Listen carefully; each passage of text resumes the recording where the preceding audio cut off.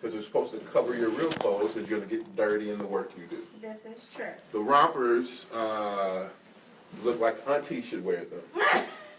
And so I'm not quite for fashion that would look good on my auntie. So yeah, I'm good. I'm good on rompers. I don't know. I feel like I'm sure there's a very nice, dapper brother. there is a dude out there who can rock the romper. Kill it with a fedora. Yes. But and a really nice Stacey Adams shoe, possibly. Well, if you're on romper level, you have a little bit something better, higher class than Stacey Adams. But I don't want to see. It needs to be a Meslin or I don't know how to spell it, so I can't say it. Okay. What is it? A Meslin. A Meslin shoe. You need to have a Meslin shoe at least. I'm not waving at like Jesus over here. I was waving at my boo. Her boo. Who came to pick up my children. He has a show this week. You guys should go. Oh, you should go. It's this Saturday at 2:30 and then at 6 o'clock at the Beverly Arts Center. So make sure that you see Leslie for this show up. You can purchase tickets at the door. $15 at the door. Yes. Yes. Do it. Yeah, so anyway, I don't know. I've been seeing some really awful pictures of men in like their chicks rompers and it's tight. And I don't want to see your man parts. So if we're going to do rompers, you should not have them tight. That's all I'm saying. I don't know if there's anyone that's actually doing rompers, though. I think this is an excellent. I have thoughts. Either one thought. Thought number one, which is me, very much me. This romper craze was to divert our attention from real life. Something really important was happening, right? Yeah. Right. So just like I used to believe that every time that Michael Jackson would get in trouble for a new child, there would be some law passing that we looked away from, right? True.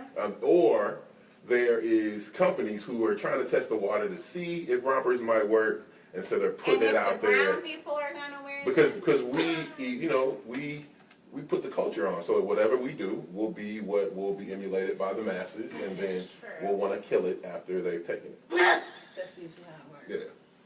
So I don't think we'll do rompers. Well, I hope that no one that I know, and I'm going to tag my brother in this, Mr. D. Wilson, Terrell Wilson, you will not lose 100 pounds and wear rompers at anybody's auntie's barbecue next year, as you posted earlier. I don't want to see it. It's the devil's liar. But I have to be honest, but the material of the romper reminds me very much of your uncle's outfit to the barbecue. Yeah, I mean, I think you're right. I think you're right about that. I mean, because if you think about what's Meet the Browns? They've been showing all those memes of him. It's very Meet the Browns. Very Meet the Browns. Yep, and Polo sells an outfit that could be mistaken for a romper if you tuck the shirt in, right? Yeah. So it's not as far fetched. Uh-huh. I just don't like the idea of taking something off my shoulders to pee. Yeah. Yeah, you gonna pee on yourself before you get undone. It's like, Well, we appreciate you guys with our romper dialogue. You guys are probably wondering who these lovely chocolate dumplings are on our sofa today. And we have Mr. and Mrs. Pruitt. Yes. So welcome, Naisha. Audience and applause. Terrence. Audience applause. Welcome them. I must say that I am actually even more excited because we're making history tonight. We're making history because this is our first time, and I just realized this. This is our first male guest. Oh my gosh! We got a man on the show. This is our first male guest, and it's May 23rd, I think, 2017, at about 8:03 p.m. We have Terrence Pruitt, who is here with us. So thank you so much for surrounding yourself with so much estrogen. Yes. I'm fine with it.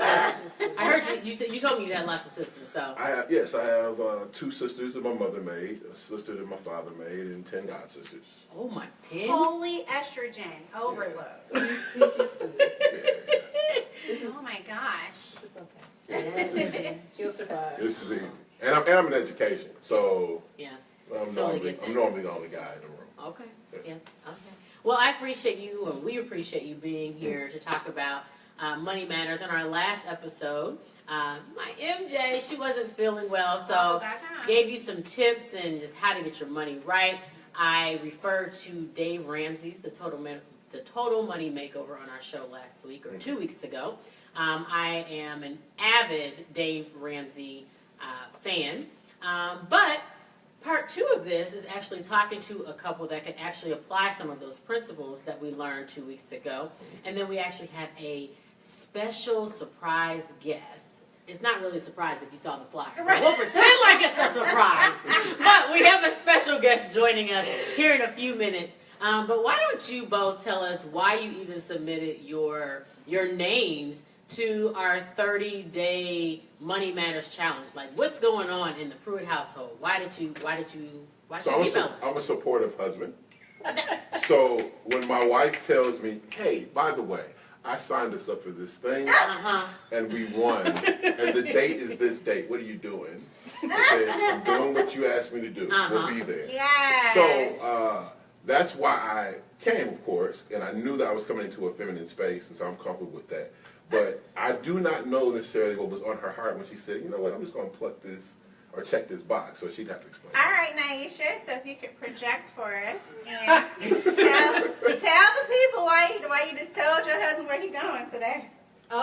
It was really just a whim, and I just felt kind of moved to do it because we have had different situations come up and things we want to do in our lives and with our kids and just in general. And so I was like, why not? Let's go for it. Yeah. Did you guys hear that? Why not? Just go for it. Sometimes it's literally that nudge. It really is a Jesus push into some things, that especially finances. And so why not take the challenge? Why not challenge yourselves to do something different? So we applaud you guys. Audience applause. for taking that nudge and for clicking the yes. So yeah. So tell us. I'm sorry. No, you go. Tell us about your family. So you say you have children. How many children do you have? Okay. She forgot. She don't remember. We have 2. We have 2 sons. Okay. We have 2 sons. But to be honest with you, our family kind of extends. So we have 2 sons. We have a nephew that spends time with us from time to time. Okay. I am the oldest of my mother's children. So even though all my brothers and sisters are adults, I still support them or share with them in some way, right? So it's a pretty big family, but the main 2 dependents on our records are our 2 sons. Okay. How old are they? 11 and 6. Oh, They sleep at night. Yeah. Absolutely. Yes! I'm going to get there. RJ has been sleeping, you guys. But, I mean, I'm it's trying still... to add another one to the fold, so somebody won't be sleeping. Yeah. Oh, you want another one? I need a girl. Okay. Well, that also requires some financial planning, huh? That's it. And that All is right. the number one reason why when she says, hey, how about it's time for us to make these moves, I'm looking at her like, let's beat this bank up real quick before I do that again. you want to go like this first? Yeah, man. So what kind of kids are very expensive. Please don't be fooled. They're expensive. And you weren't there, but I went to DePaul a couple of weeks ago. That's my alma mater, DePaul with a W. And I met this guy, Mark Smith. Hey, Mark, if you're watching. But he and his wife, we were just talking, and they were just like, we talked about like how many kids you want, and we just talked about how like sometimes kids, we love them. We love them. Close your ears over there, baby. But kids can sometimes be a little overrated. Like having like tons of kids. If that's your calling and that's your blessing, praise the Lord. It's my calling to be a mother, and I'm not saying it's not.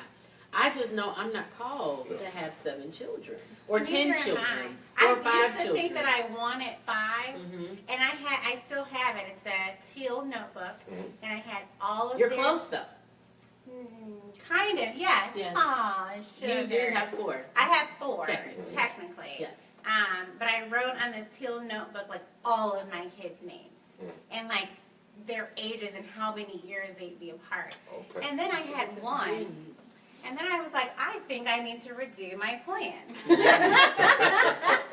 because just like the random expenses and just hospital visits and dentists and eyeglasses and ear aches and my toenail fall off. Like it's a lot. So the 2 boys and I have 2 stepdaughters.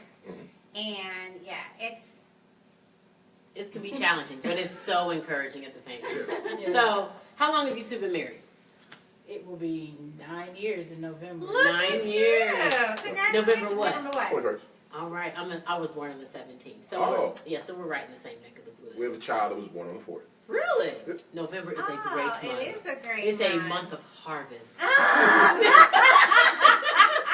I suppose so, okay?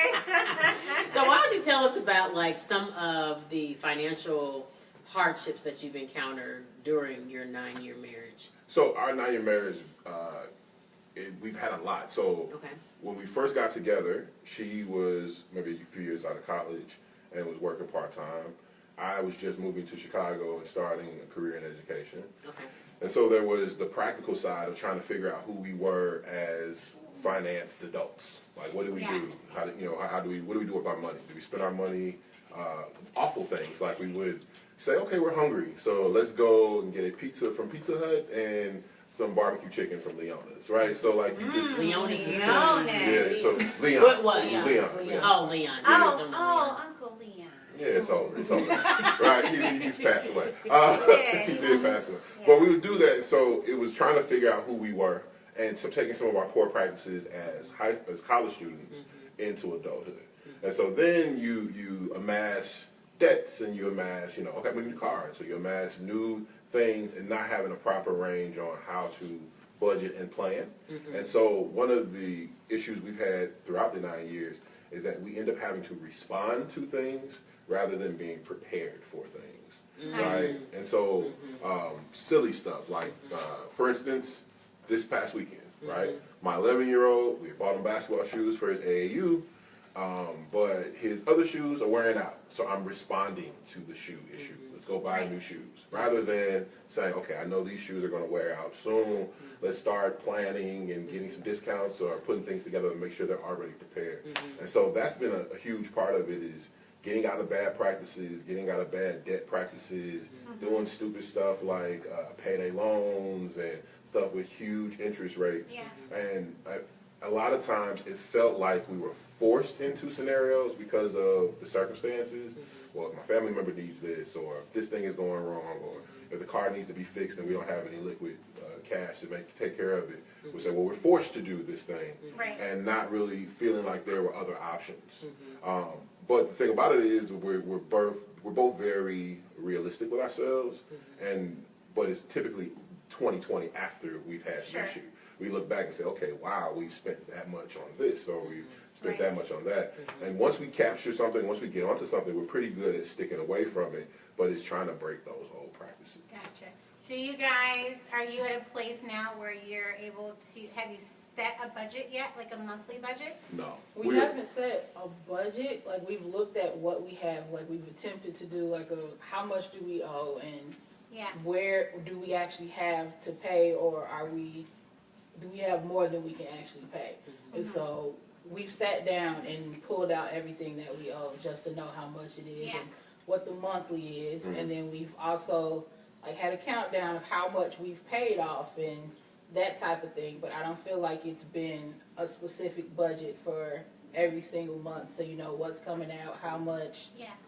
And it's typically, and it's reactionary too. So it's like, we look at the numbers and say, okay, we owe, whatever, $500,000 in debt in everything. This is where the debt is, but it's not a conversation of, okay, this is month of May. We know what we're going to spend in these particular parts of the month on these particular things, and that's our budget. So we've never developed a real budget. We've created a budget, have a Google Doc with a budget that we're like, okay, we're going to start this, and it doesn't start. Or we'll have a Google Doc with all of our debts. But the biggest thing for us, and one of the reasons why I think she was maybe even inspired, is that it's not that you're just having kids and that kids are costly. It's the quality of the interactions and experiences I want my kids to have that are costly. And so things for us, like one of our year 2017 goals is to get passports for the entire family, to plan a family vacation outside the country, to start looking into transitioning into a new home and things like that. And all those things are things where we have to look at our debt and look at how much we're making and make a real budget and make real plans. The scary thing for us is that we've had an extreme case of, in my opinion, locusts and canker worms, right? Ugh, Where the more money you have, Yeah. it still feels like you have less. Yeah. Right. And so at this moment, we're making more money than we've ever made in our marriage, but then we still look up at times and we're scratching our heads like, Where did the money go? where'd it go? And so to prepare for tonight, me being the nerd that I am, I like preparation. I went and I looked at the month of March 20th to April 24th because I figured, well, if they're going to put us on a 30-day plan, it might be from May 24th to June 24th. It will be. So I went and I looked at that month, and we had a horrible taste in our mouth today when we realized that in that month, from the 30th of March to April 24th, we had spent $891 eating out, Woo! and In 1 month? I and can't wait for you to save money. $112 on Like movies. movies and entertainment. Did you say 8? Hold on. You said, hold on, I can't even digest. 800? $891. Our special guest back there is fanning I think herself. she Just so may you guys pass- all I think know. she may pass out. 800. But it's not. But it's not. But that's real though. But it's not like a spurge thing. It's not like, okay, well, these overeaters are going sitting at these places eating a ton of stuff. It's all right. It's Wednesday. Yeah. It's too late to cook. We just got the boy from the recital. Right. Let's go to Pizza Capri. Or it's Friday. Sorry, I love Pizza Capri. I'm with you. It's, Sorry, everyone. it's Friday. It's me and the boys. Right. We don't feel like cooking. Yeah. Right. Right. Let's go see this movie real quick. Let's go to Nando's because I know they love Nando's. Nando's. So- We should be friends for real. friends. After you save money, and then we'll plan it. Then we can go eat on a food tour. So what happens is and one of the things that we have to be transparent about is that we have our family money. We have an account that is our family account. But then I have a small portion of money that goes into what's supposed to be my stash savings because I'm old-fashioned. I always want to stash something just in case something goes bad.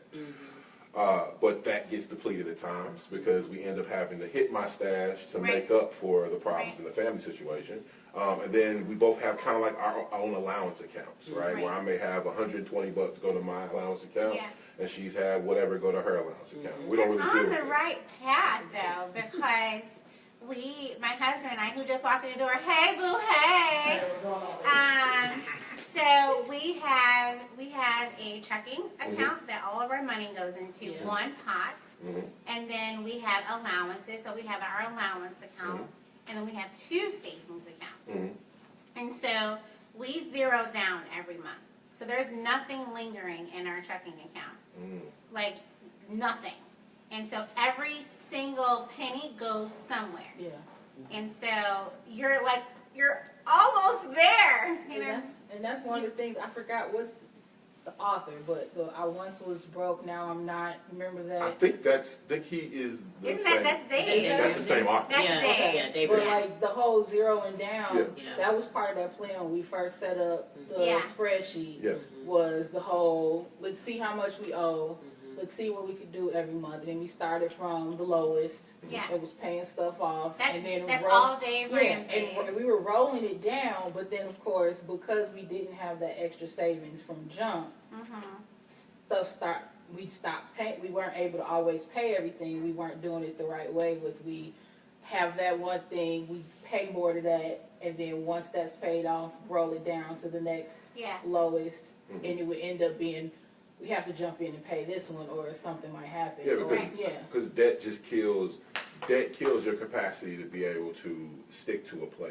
Because debt dictates time, right? Where it's like, oh, this has to be paid today. Right, or the world will explode, right? So when you have that type of situation, you mix familiar things, you mix things that we may have been able to better prepare for had we had some foresight, and those things that just fall out of nowhere. Hey, I have to get a new axle for the car for nothing, out of nowhere things, and you mix that with debt, where it's like you have this looming debt. It's like, dang, I didn't even realize we owed that, or I didn't realize that wasn't taken care of, or like we had one recently where, as far as I remembered, our ADT bill, we canceled our ADT. It was done. We used it maybe the first year when we were in our condo. We didn't use it. They said, well, you didn't cancel it completely, so here's a $450 charge. Oh. It was more than that. Like the total. Boo, ADT. I had problems with them too. Yeah, the total ended up being like 1,200 or Yeah. 1,300. But Because they you didn't settled cancel it correctly. Correct. They settled it for less. Silly stuff like that. And so we've had a ton, our finances have been reactionary. And because they've been reactionary, me as a man, I have been at many times in my business life and family life unfulfilled and unhappy in the area of my finances. Yeah. Because I do an extraordinary amount of work for other people, right? And I do not necessarily feel as if I'm able to get the benefit of the work that I do, Yeah. right? Because I'm always trying to make sure everybody else is good. And so when you're trying to make sure everybody is good and you look up and you're like, man, I haven't bought new shoes in a minute. Or someone invites you somewhere and it's like, I don't have anything to wear there.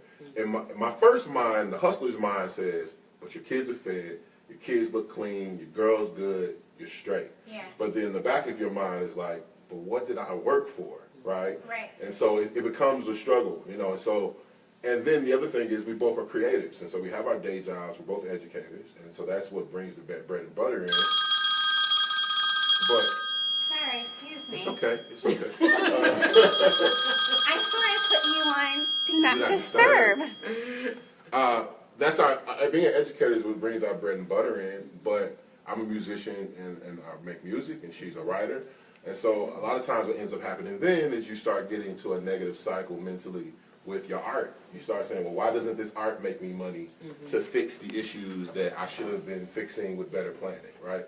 And so that's our biggest issue, is that our money, it does not make a way for us. It's just reactionary. So I have a question, because you've used the word reactionary at least 5 times over the course of our interview. So my question is, how has not being able to pay the bills or buy the shoes or take the family vacation, how does it make you feel as a husband, and then how does it make you feel as a wife? Going to ask those questions. Knowing that, and I only ask it because I know I've been in this situation and currently still dealing with it. So, like, I'll give you an example. My husband, he feels like he's not the greatest support system because we are longing for things, and then also just for financial freedom, so that we don't feel distress. Yeah. I feel like I should not have to have the stress as a wife about the finances. So I just wanted to know, I don't know if that's similar to your situation. Do you have arguments about finances? Do you disagree? The fact that you're both here says a lot. It does. And thank you, number 2, or whatever number you were on. But Terrence, for being honest about your first mind and your back mind. Right.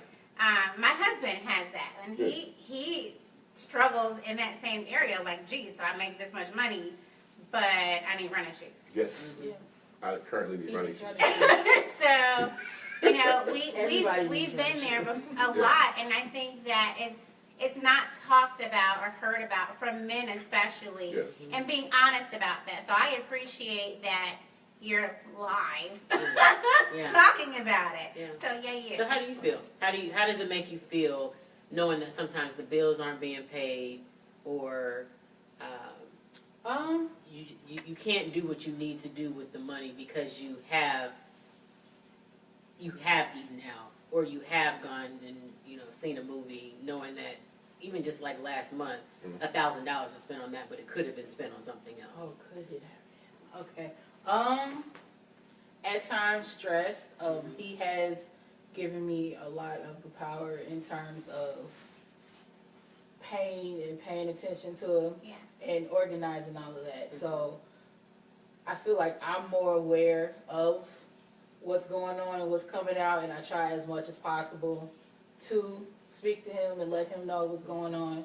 But sometimes it does get stressful and it weighs on me, because then it's like I have my own issues as far as my own insecurities, and so sometimes that's my husband, but sometimes when I go to him as if I'm a child, like, so this is what's going on, and it's gotten easier. We've had better conversations, but just for myself and how I operate, even before we got married and then when we did get married, I'm one of those people, like, grand gestures. I like to surprise people. I like to just do and keep moving. And I don't feel like I've been able to do that. Yeah. So that's been my biggest thing. Like, even when we first got married, and I still had the part-time job, and it was only really, and we were just now starting to learn to take care of each other.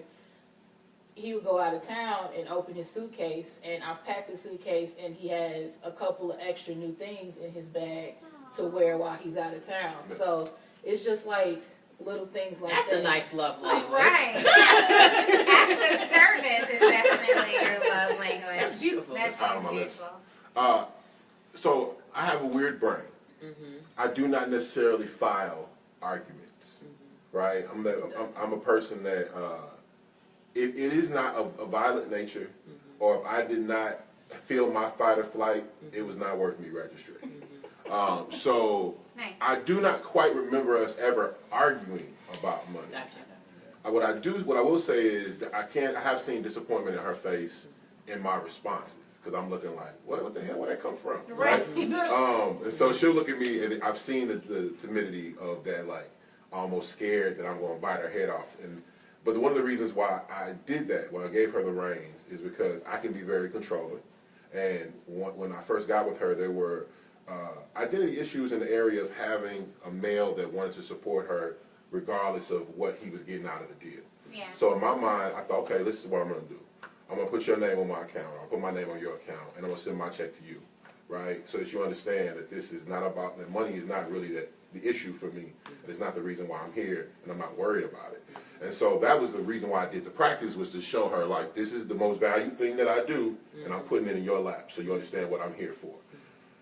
I should have planned that a little better, because that's a lot of pressure as well. That's me saying, okay, well, you're steering the ship as far as if this thing gets paid or that thing gets paid. And so we're not in a place where it's just a violation every month, where it's like, oh, the light bill's not paid, here goes the lights. So the functioning bills get paid. The issue is you do not have the extras to take care of the things that you want to do, and sometimes the extra things come out. And so will I say that our cable bill is current at this moment? No, right? But if it's something that we need in order to live, that thing normally is taken care of. Gotcha. It's not like, well, we spent $800 and our lights are off. That's not the way it's moving. Gotcha. It's more when you look back and you say, okay, I spent $800. What could I have done with that $800? Right. Well, I could have paid for her licensure, or I could have gotten everyone's gym shoes, or I could have gotten everyone's passports this month in between March 20th. And so it's a lot. And then even with us, there's money that goes into our art. And so when you're a musician, you need equipment or you need things. Yeah. So I'm down a piece of equipment that I had to sell to make sure we had the money for something else. So when you do that, you're sitting here and you're trying to create, and it's like, man, I wish I had my piece of equipment right here. This is amazing. So I'm a person that I was raised by a certain ilk of brother, right? And the men that raised me, it's regardless of how you feel, regardless of how it tastes, your kids never go hungry, your lady never goes unclean or without. That's the way I was raised. But it's some trauma that comes with that. Absolutely. Because a lot of times they're good. My kids are straight. Like, even my little boy walks around, all the kids look at him, oh, look at those, It's that relationship where he doesn't even, our kids are so straight, they don't care about materials, right? They just know daddy's going to take care of it. If bananas disappear, one of the craziest things my son ever said, which was, I wish I had the faith in God that he has in me. He looked at my mother, and she said, there's no more bananas in the bowl. He said, no worry. Daddy will put more bananas in the bowl, right? And so I'm fine with them. It's the extra. It's making sure we do things like we do things with our students. And so we take students down to Black and Graduatory at U of I, or we take students down to get them acclimated to campus. Those things cost money. And we love doing those things, and we won't stop doing them. But you start thinking, okay, well, I did that for them. I did that for my girl. I did that for my sons. My mom's good. My sister's good. I'm broke. I don't got no shoes.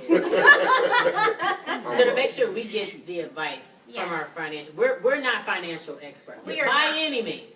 So we're going to bring our financial coach, Aisha Scott, on the set. She's been listening to the Pruitts and their story. She has a notebook and everything. Yes. Oh, you can't see me yet. No. Welcome, Aisha. Yes. Thank Thank you. You may remember Aisha. She was on our, was it Single Moms? Single Moms Who Soar a couple of months ago. Yep. So she is wearing a different hat this evening on her professional side. So thank you so much for joining us again. Thank you. Thanks for having me. Yeah. So Thank if you you. just want to dive right on in and tell us what Wow. you think about this story and You what know, advice you this give. is real life. You know, I'm over there like, yes. You know, it's real life.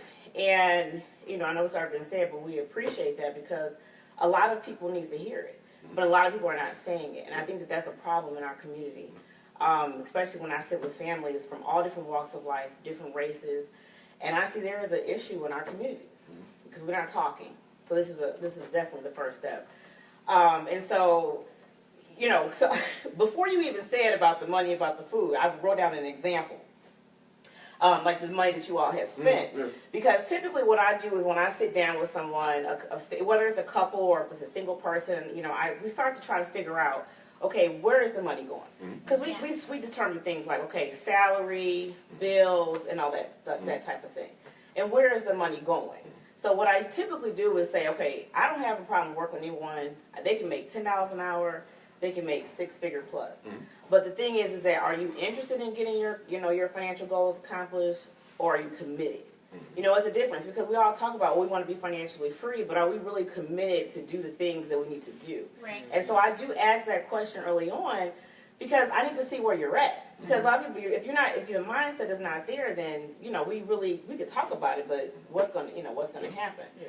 And so one of the things that we start off with is the budget, like you all have mentioned. And it's just kind of figuring out, like, where's all this money going? So I have worksheets and things like that. I need you to do some homework. And, you know, go down and, like, write down everything. And one couple, just the husband realized that he was spending $40 a day eating out. So $40 a day times 5, that's $200 times 4, that's $800.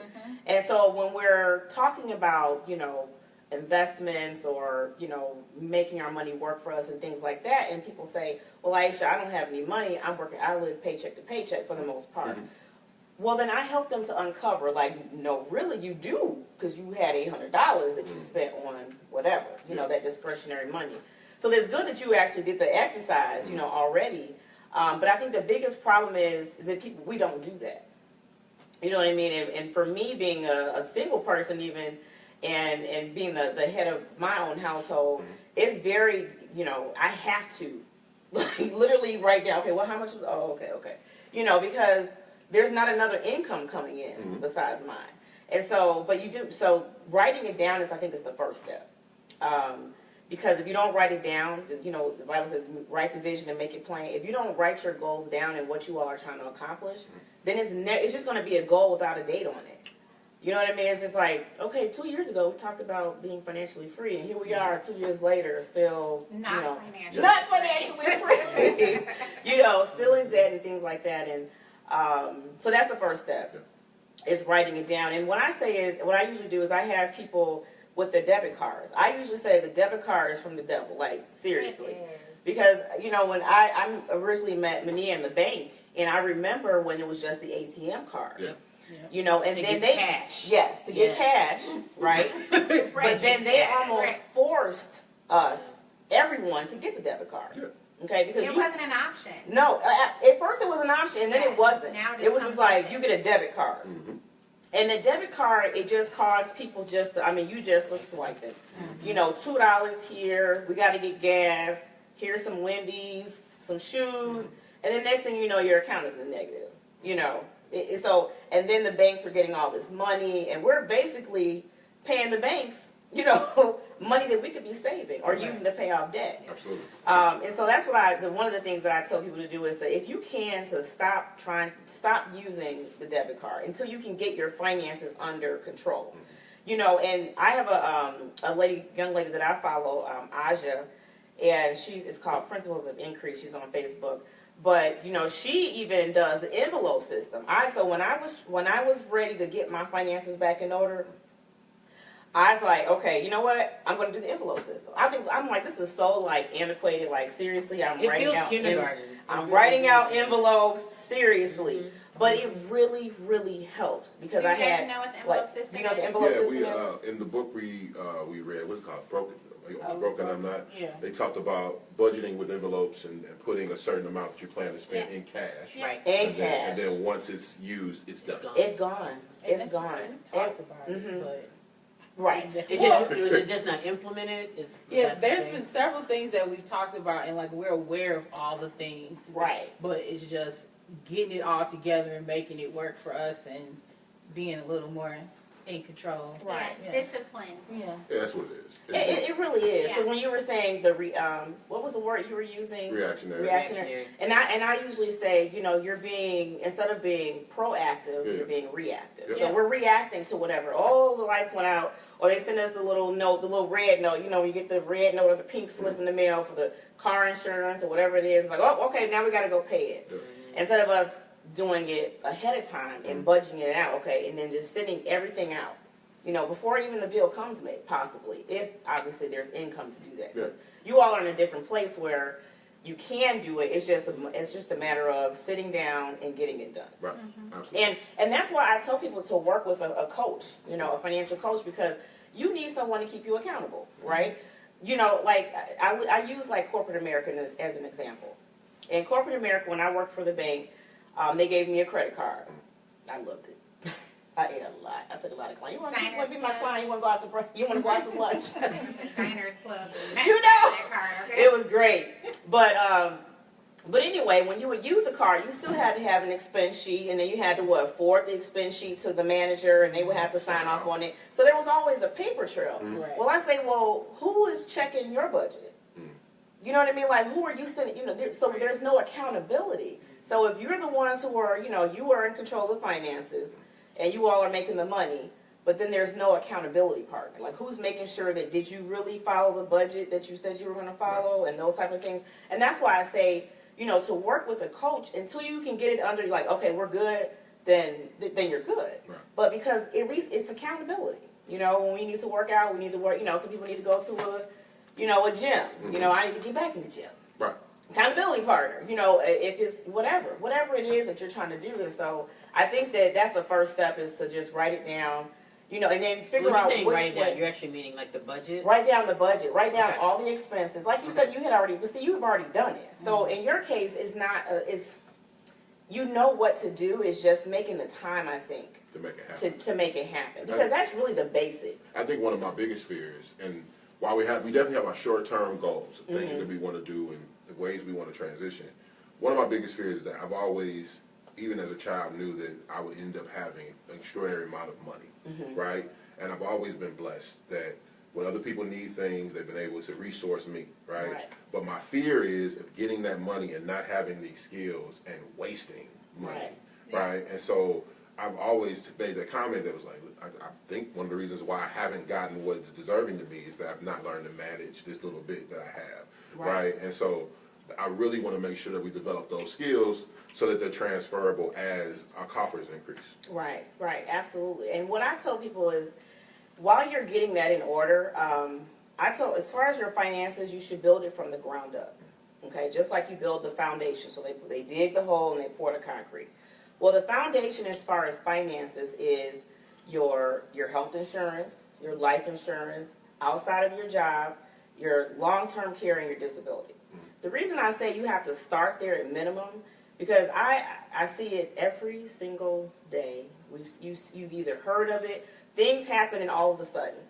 So, you know, I have people say, oh, Aisha, you know, I want to go, you know, do some stock and this and that. Okay, so how much money do we have saved in the bank? A couple $100. Well, if you happen to get sick, lose your job, pass away unexpectedly, that little $50 investment that you were doing trying to pay stock, that's going to stop. So you got to make sure that at least the foundation is set so that if something happens, you know, that you have something to cover it. For me, it's not so much of the death part, it's more of the getting sick part, the disability part.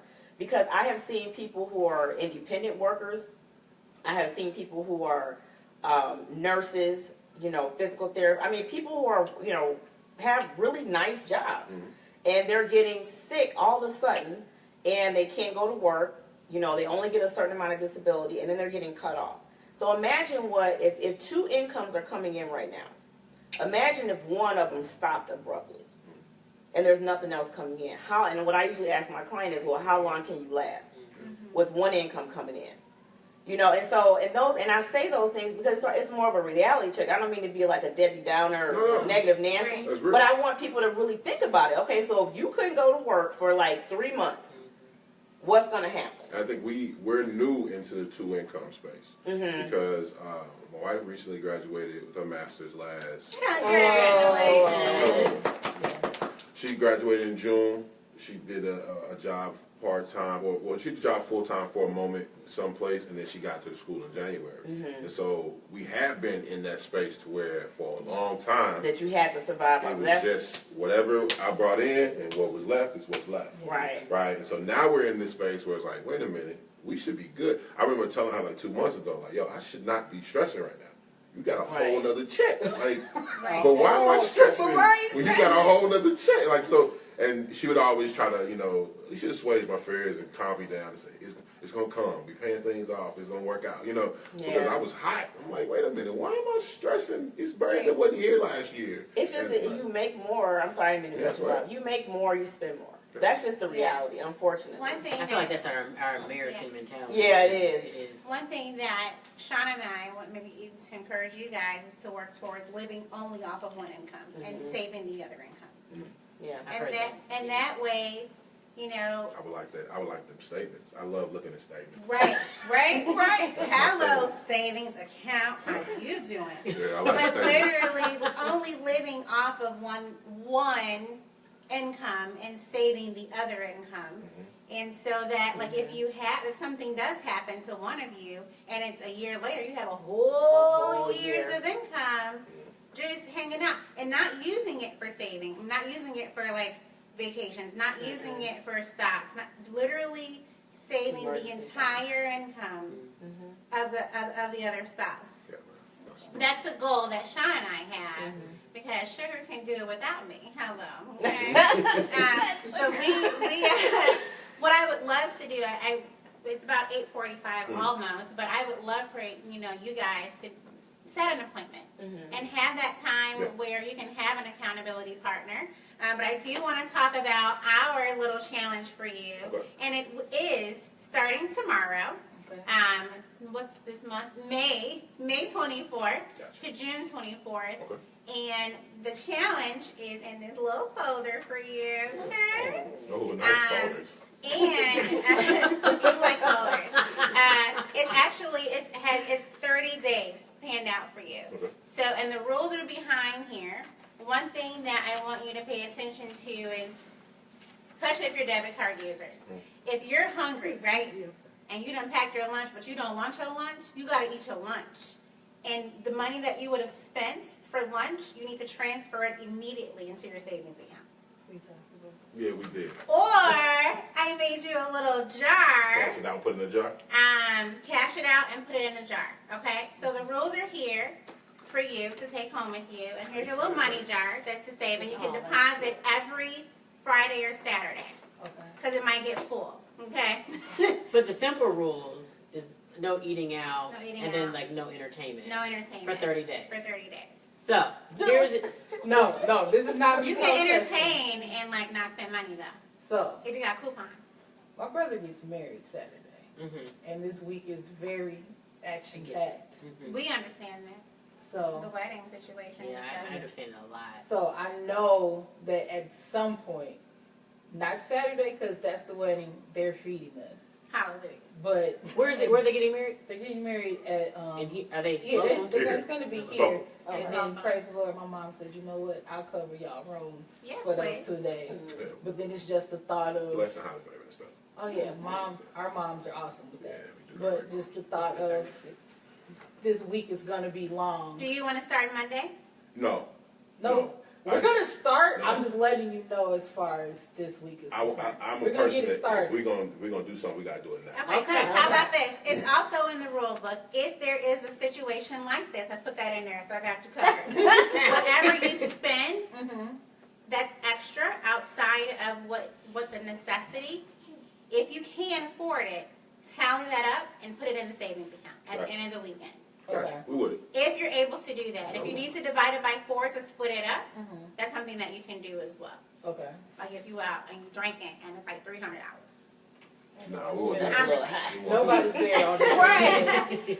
So the thing is, we also don't want to leave you out. That's right. So what we're offering to all of you, we're offering a 30-day Facebook accountability group that we are going to have our lovely couple. They'll be in there. Coach Aisha will be in there. Freedom Girls will be in there. And just giving you tidbits every single day for free. There is no cost. But we want to make sure that you are also taking this 30-day challenge with us. So what does that mean?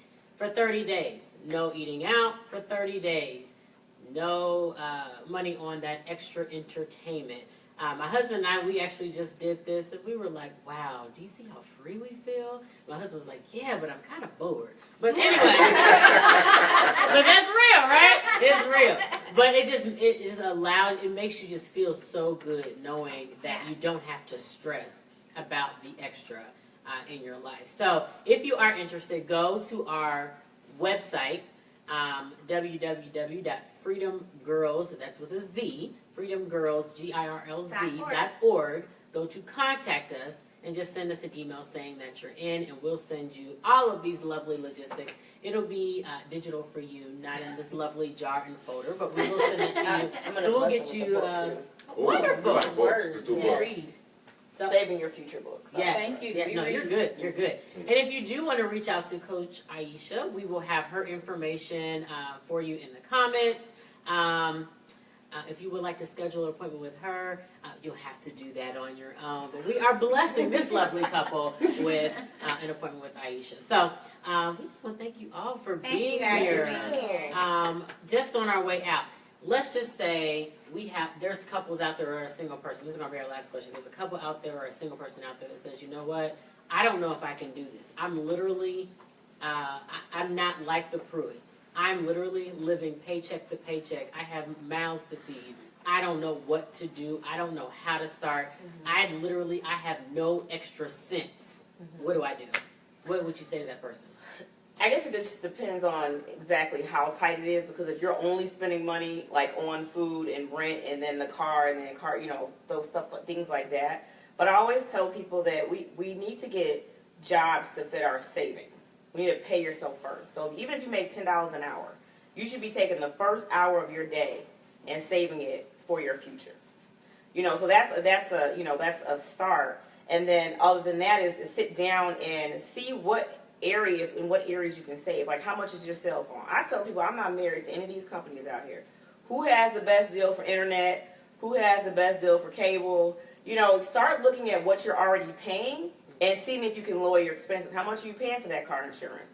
Why are we, married to these companies? They're not giving us any money back. Well, there is one company, I think they may give you some money back. But most of them don't give you any money back. I'll say that. Right, I'll say.